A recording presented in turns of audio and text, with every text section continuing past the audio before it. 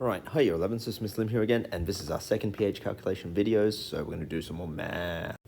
So we're going to be learning about some math.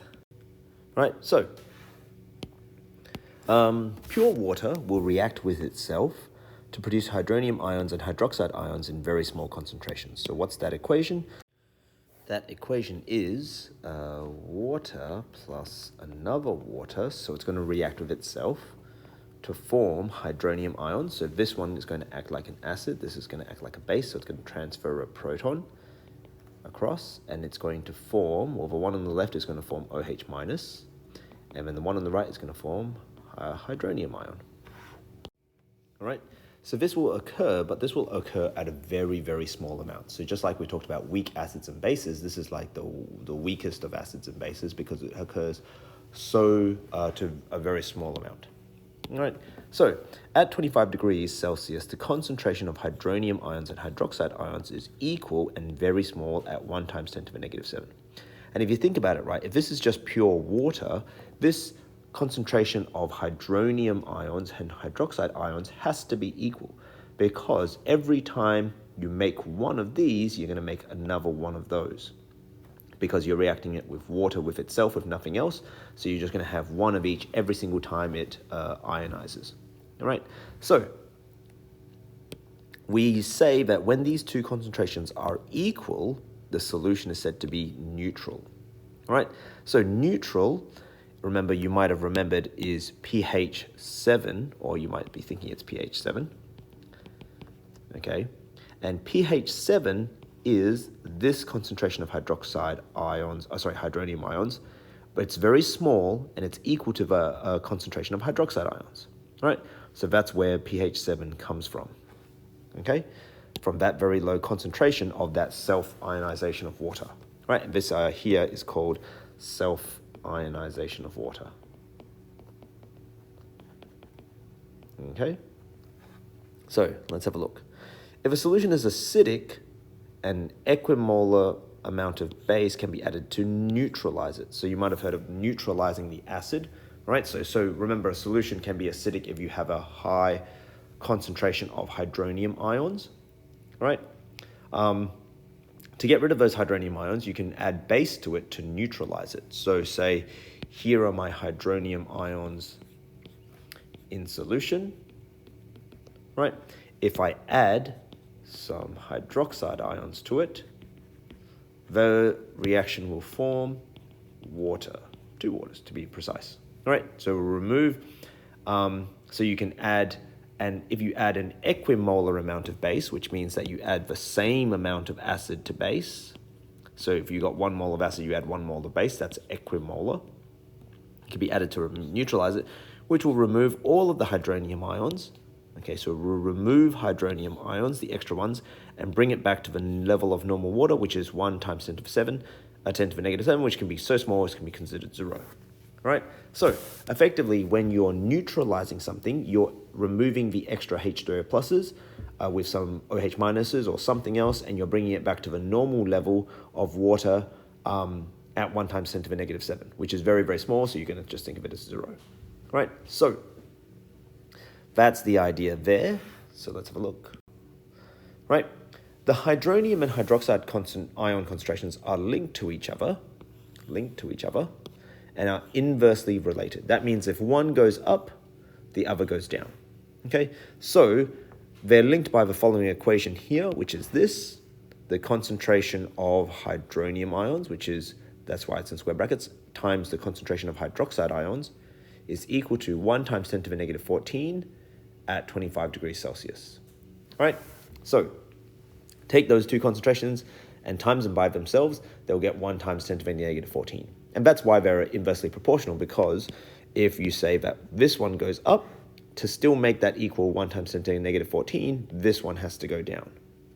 All right, so when these two are multiplied, these two concentrations are multiplied, they always have to equal 1 times 10 to the negative 14. At 25 degrees Celsius. And we're always going to consider solutions at 25 degrees Celsius at year 11 level. So I don't even have to say that sometimes. Okay?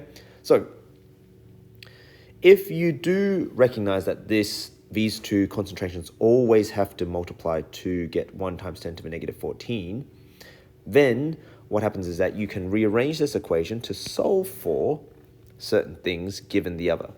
So if you want to find the concentration of H3O plus, but you've only got the concentration of OH minus, you can do concentration of H3O plus is equal to 1 times 10 to the negative 14 over the concentration of OH minus, and that will get you the concentration of H3O plus. All right. Alternatively, you can rearrange that equation to get the concentration of OH minus, which would be 1 times 10 to the negative 14 over concentration of H3O plus. Okay, so rearranging that equation allows you to solve for the concentration of either the hydroxide or the hydronium ions, as long as you have the other one there as well, right? So they're inversely proportional, and they always when they multiply, they always equal 1 times 10 to the negative 14. So let's go work out a couple of things. So number one, we'll go start on the left-hand side here. We're going to try and work out the concentration of hydroxide ions, hydronium ions, right? So with the concentration of hydroxide ions. So the concentration of hydronium ions is equal to 1 times 10 to the negative 14 over, now I've got the concentration of hydroxide ions here as 0.4. So then 1 times 10 to the negative 14 over 0.4, 1 e to the negative 14 divided by 0.4 is equal to 2.5 times 10 to the negative 14. Okay, so that's a very small number, but that's okay. That's what we expect if we have a large amount of hydroxide ions. So remember, this is effectively a high value, and so therefore this has to be a very low value. One and the other. Okay, so let's have a look at the next one. Say we do 0.006 mole per liter of barium hydroxide. Okay, so this one here we have to be a little bit clever about. Okay, so remember, this is the concentration of barium hydroxide is equal to 0.006. But I want the concentration of hydroxide ions. And that'll have a relationship with the concentration of barium hydroxide, of it being double the concentration of the barium hydroxide, because there's 2 hydroxide ions inside every barium hydroxide. So therefore, if I take that value, 0.006 times it by 2, I'll get 0.012 mole per liter. Okay, so since I have that, now I can work out the concentration of hydronium ions from that. Okay, it'll be equal to 1 times 10 to the negative 14 over that value, which is equal to,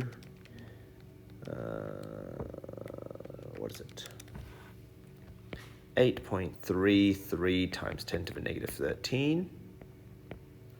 Okay, and remember that is a small value because that's what we expect, because this is a reasonably high value, so this has to be a reasonably low value. Okay, then don't forget to put the unit on there, mole per liter. Okay, then the last one, let's try that one. Why, stupid machine. Okay, let's get rid of all of these bits.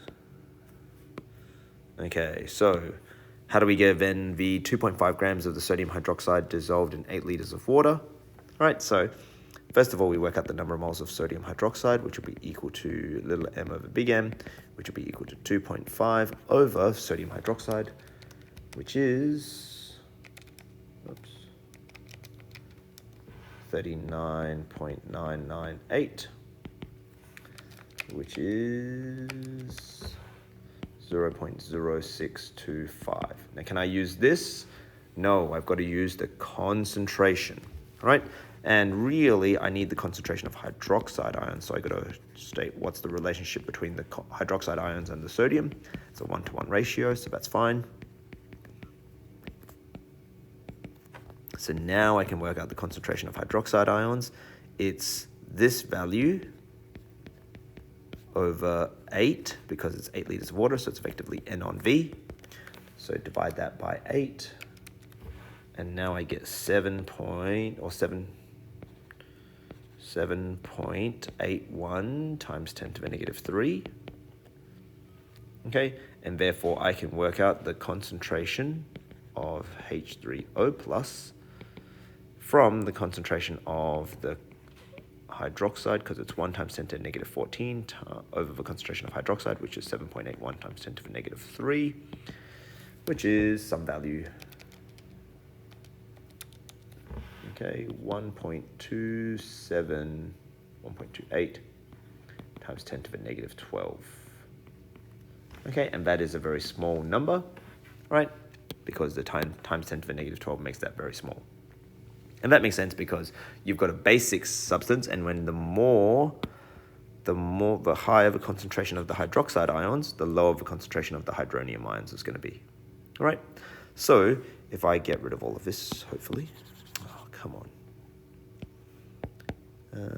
Let's get rid of all of that, and that, and this, and this. Okay, now we can go work out the hydroxide ions now. So for hydroxide ions, we're working out from the hydronium ions. So now I can go work out, okay, concentration of OH minus will be equal to 1 times 10 to the negative 14 over the concentration of the H3O plus, which is given to us, which is 1 times 10 to the negative 14. For the first question, is 0.51, which is a reasonably high concentration. So we would expect this one to be a reasonably low concentration. So 1.96 times 10 to the negative 14, which is a very low concentration, moles per liter. All right, now let's try the next one, a bit more fancy. Come on. All right, so we got 14 grams per liter of nitric acid, so we have to work out in 1 liter, so we're going to assume 1 liter. So I have the number of moles of nitric acid, HNO3, is equal to 14 grams, because that's how much is in 1 liter, right? Divided by the number of moles of the molar mass of the nitric acid, which is 63.018. Okay, so that 14 grams in that 1 liter divided by the molar mass means that there is 0.222 mole in 1 liter of this solution. All right, then I can work out the concentration of HNO3. Well, before I do that, I want to work out the number of moles of H plus, which will be equal to that, because remember, everything has to have H plus or H3O plus. Right, so that's equal to the number of moles of HNO3. So I got to show that calculation. Then I can work out the concentration of H3O plus. Okay, concentration of H3O plus, which is equal to N on V, which is equal to 0.222 over the volume. We assumed it was 1 liter, so therefore it's that. So it's 0.222 mole per liter. And then that's a reasonably high concentration. Now we can work out the concentration of hydroxide ions from that. So that would be 1 times 10 to the negative 14 over 0.222, which is equal to some value.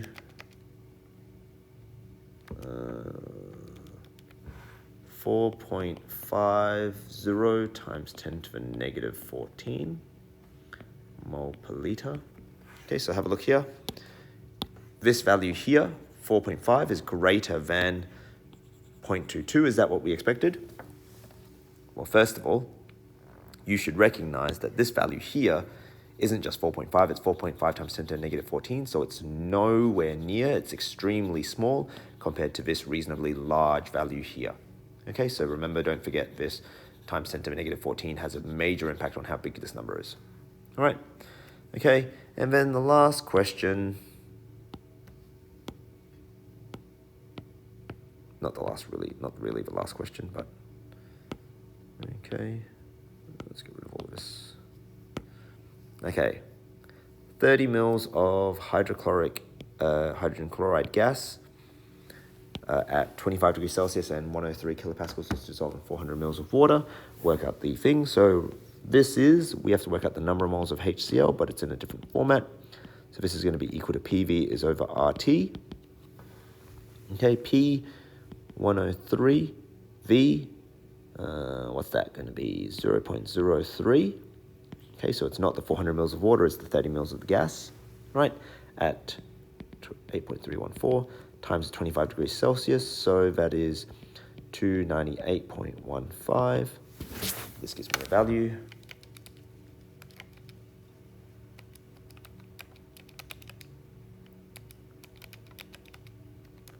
It gets me 1.25 times 10 to the negative 3 moles. Okay, then I can work out the number of moles of hydronium ions that will produce, because you've got to do this step, times 1, which will be just equal to the same thing. Right, then I can work out the concentration of H3O+, which is equal to N on V, which is equal to 1.25 times 10 to the negative 3 over the 400 mils of water, so it's 0.4. And you get 3.11 times 10 to the negative 3.12 times 10 to the negative 3 mole per liter. And then I can get the concentration of OH minus ions from that, which would be equal to 1 times 10 to the negative 14 over the concentration there, which is 3.12 times 10 to the negative 3, which is equal to some value at 3.21 times 10 to the negative 12. All right. Highly recommend that you remember this step here. Okay. This step here for the hydroxides or the hydrogens is super important. All right. You have to show the relationship between the substance and the hydronium or something. Okay. So let's move on to a couple of other examples. So these are just examples where you have it in certain other things and you have to ask for pH or something like that. So let's have a look. 30 grams of a 14% weight for weight sodium hydroxide solution is placed into a container and distilled water is added until it reaches 250 mils. Determine the pH of the solution. Okay, cool. So let's work out the mass of the sodium hydroxide first. Okay, so that's the information that we start off with. Right, so we can work out that 30 grams, not all of it is going to be sodium hydroxide, it's only 14% weight for weight. So you can do 14 over 100. That's how you apply that percentage. And you'll get 30 times 14 divided by 100. You get 4.2 grams of the sodium hydroxide. Then you can work out the number of moles of sodium hydroxide, because everything should go to moles. Okay, so work out the number of moles, which will be equal to little m over big M. Okay, if you're not sure about this one here, this is actually equal to the mass total times the percentage over 100, which is a rearrangement of the equation to get the mass of the solute, right, in the percentage weight for weight. Right, but anyway, this one here, 4.2 over the molar mass of sodium hydroxide, which is 39.998, which happens to be 0.105, okay, mole. So I want to get the pH, which means I need to get the concentration of H3O+. Since I need the concentration of H3O+, so to get to pH, I need the H3O+ concentration. To get the H3O+ concentration, I must have the hydroxide ion concentration, so I need to get there.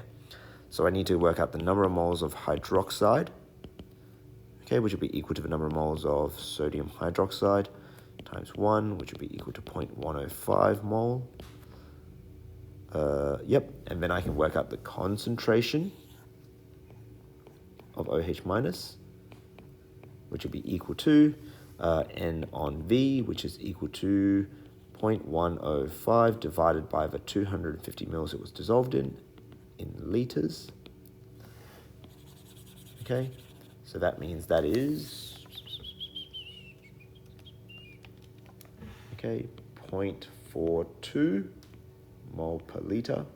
Now I need to get to the concentration of H3O+. So I'll use the self-ionization equation, 1 times 10 to the negative 14 over the concentration of OH minus, and that will be 1 e to the negative 14 divided by that answer, 2.38 times 10 to the negative 14, so that's a very small number, as we expected from a very high number of concentration of hydroxide ions. And then I can work out the pH, because now I have the negative log that number, because that's the concentration of H3O plus, and that pH is equal to, neg log, answer 13.6. And if you remember from year 9, that's a basic pH. That's a very basic pH, and that makes sense for the fact that it's a sodium hydroxide solution. Okay, here's the next one. 200 mils of 150 parts per million barium hydroxide. Solution with a density of 1.02 kilograms per liter is added to 400 mils of 0.04 sodium hydroxide solution. Determine the pH of the solution. Okay, so let's go start on this one. So let's do work on the barium hydroxide first. So it's 200 mils of a 150 parts per million barium hydroxide solution. So remember, parts per million of the barium hydroxide means that it is equal to the mass of the barium hydroxide in milligrams over the mass of the solution in kilograms. So we need to work out the mass of the solution in kilograms to work out the mass of the barium hydroxide in milligrams. So we have to work out the mass of the solution. So how do we work out the mass of the solution? So the mass of the solution will be equal to density times the volume. Okay, so that's the rearrangement of the density equation. So we take the density, which is 1.02. That's in kilograms per liter. So I need to have my unit in liters. So the unit in liters is 0.2. That's the 200 mils there.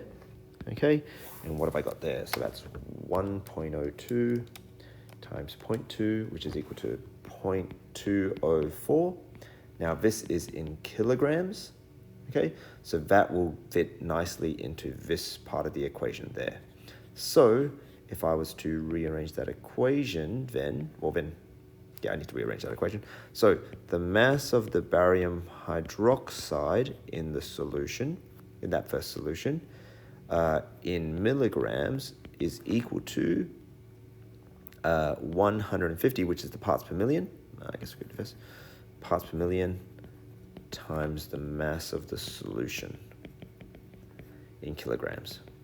So therefore 150 times 0.204, which is equal to 150 times that value is equal to 30.6, but that's in milligrams. Okay, which is equal to effectively, divide that by 1,000, 0.0306 grams. Okay, so that's that first one. That's that there. So now I can work out the number of moles of barium hydroxide will be equal to 0.0306 over its molar mass. So this is the little m over bm. So what's the molar mass of that? So I'll save this number first. And then I'm just going to do barium hydroxide, which is how much? 137.3 plus 2 times 16 plus 2 times 1.08, which is 171.316, which is equal to A divided by answer, 1.786 times 10 to the negative 4 moles. But then I got to work out the number of moles of hydroxide ions from the number of moles of the barium hydroxide, and that'll be double that in value, which will be 3.5 times 10, 3.57 times 10 to the negative 4 moles, and I'm going to save that as B. Okay, so that's just the number of moles from the barium hydroxide solution. Okay, so now I have to go get the number of moles from the sodium hydroxide solution. So I might just shimmy that across. Okay, so I can work out the number of moles of sodium hydroxide is equal to CV, which is equal to 0.04 times 0.4,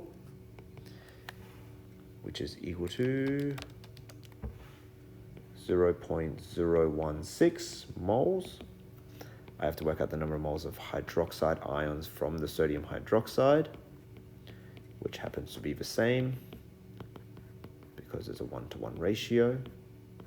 So then I can now work out the number of moles of hydroxide total, which will be equal to, and if I save that as C,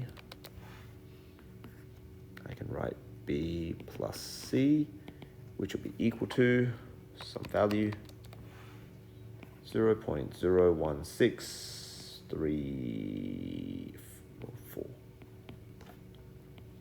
moles. Okay, so you can see that the majority of the moles of hydroxide is coming from this one, not from this one.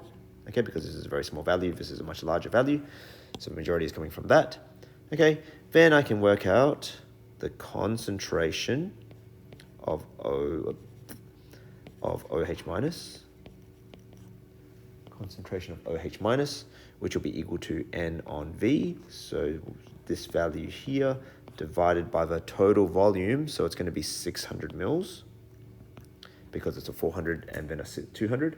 So divided by 0.6 will be equal to 0.0273 mole per liter. Now, once I've gotten that, I will need to go work out because I needed a pH, I need to work out the concentration of H3O plus, which will be equal to 1 times 10 to the negative 14 over this value of the concentration of hydronium ions. So 1 e to the negative 14 divided by the answer is equal to 3.668 times 10 to the negative 13. Okay, then I can work out the pH, which is just negative log of that, and it is neg log answer 12.44. Okay, so you can see that that's quite a lot of calculation for one reasonably simple thing, right? But just make sure that you can try and follow along. Right? You have to think about what's my end goal, right? My end goal is this, right? And then what do I need to get this? I need to get this. What do I need to get this? I need to get this, which is here. Then where do I get these ones from? So it's from these two here. So then I need to go through this to get to that one, and then that one, and then I can get these ones. So think about where you want to finish and what information you've got. You can go do this calculation backwards and forwards to kind of get where you need to go. Right, last one. Okay, sulfuric acid and sodium hydroxide added together. Right, final pH of the solution. So this is a limiting reagent. Okay, so sulfuric acid, number of moles H2SO4 is equal to CV, which is equal to 0.2 times 0.15, which is equal to 0.15, which is equal to 0.03. All right, so that's the number of moles of that. Okay, the number of moles of sodium hydroxide will be equal to CV again. What's this concentration? 0.5 times 200, so that's 0.2. Okay, so I'll save that number. And then this one here is 0.5 times 0.2, so it's going to be 0.1 moles. That's going to be B. So I will work out the number of moles of sodium hydroxide I need, which will be equal to the number of moles of H2SO4. Now you need the balanced equation for this one. So you should remember the reaction for this is going to be H2SO4 plus NaOH. What's it going to make? It's going to make a salt and water. Balance this equation. I need a 2 here and a 2 there. So therefore that's going to be double the amount of the sulfuric acid, which will be equal to 0.06 mole, right, which I'll save as C. So A times 2, save as C, right? So then what am I going to do? So now I'm going to compare the number of moles of sodium hydroxide that I have. So I should be writing out that I have here and have here. Annotate all things. Compared to the number of moles of sodium hydroxide I need. And I need much less than I have. Therefore, the H2SO4 is the limiting reagent. So therefore, now we can work out the number of moles of NaOH excess will be equal to the number of moles of NaOH you have, subtract the number of moles of NaOH used, and this one there and this one there are the same thing, okay? So that would be a B subtract C, okay? B subtract C, so that's going to be what? B subtract C will be equal to 0.04 moles. Okay, so now I have the number of moles of sodium hydroxide excess. I'm going to have to work out what next? I'm going to work out the concentration of, now I'm going to work out the number of moles of OH minus. And you've got to remember this step. Number of moles of that is equal to that, so it's going to be the same. Right, so the number of moles of hydroxide ions, now I can work out the concentration of hydroxide ions, which will be equal to, so I've got to think about this. So V, it's going to be N on V. What's the N? That's easy enough. What's the V? So it's going to be 350 mils because I'm going to add the two volumes together.